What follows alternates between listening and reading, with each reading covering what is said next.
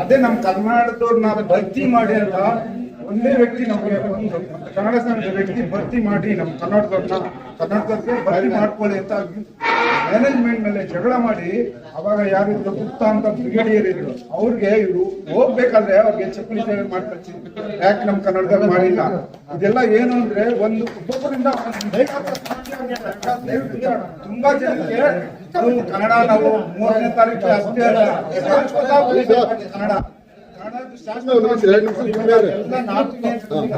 ಎಲ್ಲ 164 ಜನ ಅಪಾಯಿಂಟ್ ಆಗಿದ್ದಾರೆ. ಎಲ್ಲ ಹರಿಯಾಣದವರೇ ಆಗಿದ್ದಾರೆ. ಯಾಕೆ ಕನ್ನಡದವ್ರು ಕೊಟ್ಟಿಲ್ಲ? ಯಾರು ಅದನ್ನ ಬುದ್ಧಿ ಕೇಳೋರು ಯಾರು ಅಂತ ವ್ಯಕ್ತಿ ನಮ್ಮಲ್ಲಿ ಅದನ್ನ ನಾವು ಪ್ರಶ್ನೆ ಮಾಡಬೇಕಾಗುತ್ತೆ. ನಮಗ್ ಬೇಕಾಗಿರೋದು ನಮ್ ಕನ್ನಡದವ್ರು ಇದ್ರೆ ನಮ್ ಲೋಕಲ್ ಅಲ್ಲಿ ನಮ್ಗೆ ವರ್ಕ್ ಮಾಡಕ್ಕೆ ಈಸಿ ಆಗುತ್ತೆ. ಅವ್ರ ಪೋಸ್ಟಿಂಗ್ ಹೋಗಲ್ಲ.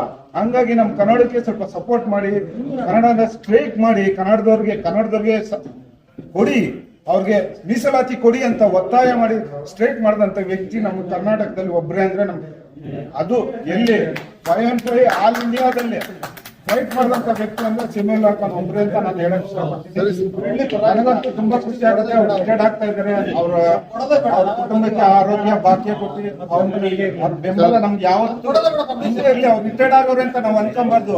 ಸದಾ ನಮ್ ಜೊತೆ ಇದ್ದವ್ರು ಅನ್ಕೊಂಡು ನಾವು ಅಳವಡಿಸ್ಕೊಂಡು ಅವ್ರ ಜೊತೆ ಕೆಲಸ ಮಾಡಕ್ಕೆ ನಾವು ಪ್ರಯತ್ನ ಮಾಡಿ ನಮ್ ಕನ್ನಡದವ್ರೆಲ್ಲಾ ಸೇರಿ ಅವ್ರಿಗೆ ಅಭಿನಂದನೆ ಸಲ್ಲಿಸ್ತಾ ಇದ್ವಿ. ಯಾಕೆಂದ್ರೆ ಅವ್ರು ಮುಂದೆ ಹೋಗ್ತಾ ಇದಾರೆ ಅಂತ ನಾವು ಯಾವತ್ತೂ ಅನ್ಕೊಂಬಾರ್ದು. ನಮ್ ಜೊತೆ ಇದ್ದಾರೆ, ನಮ್ ಬೆಂಬಲವಾಗಿದ್ದಾರೆ, ನಮ್ ಕೆಲಸ ಮಾಡಿ ಕೊಡ್ತಾರೆ ಅನ್ನೋ ಉದ್ದೇಶದಿಂದ ನಾವು ಈ ಮಾತಾಡ್ತಾ ಇದ್ವಿ. ಯಾಕೆಂದ್ರೆ ನಾವು ಹೋರಾಟ ಮಾಡಿ ನಾವು ನಿಮ್ ಜೊತೆ ನಿಮ್ ಹಿಂದೆ ನಾವಿರ್ತೀವಿ. ನಿಮ್ ಮುಂದೆ ಹೋಗಿ ದಾರಿ ತೋರಿಸ್ಕೊಡಿ, ನಾವ್ ಹಿಂದೆ ನಾವು ಕೆಲಸ ಮಾಡ್ತೀವಿ.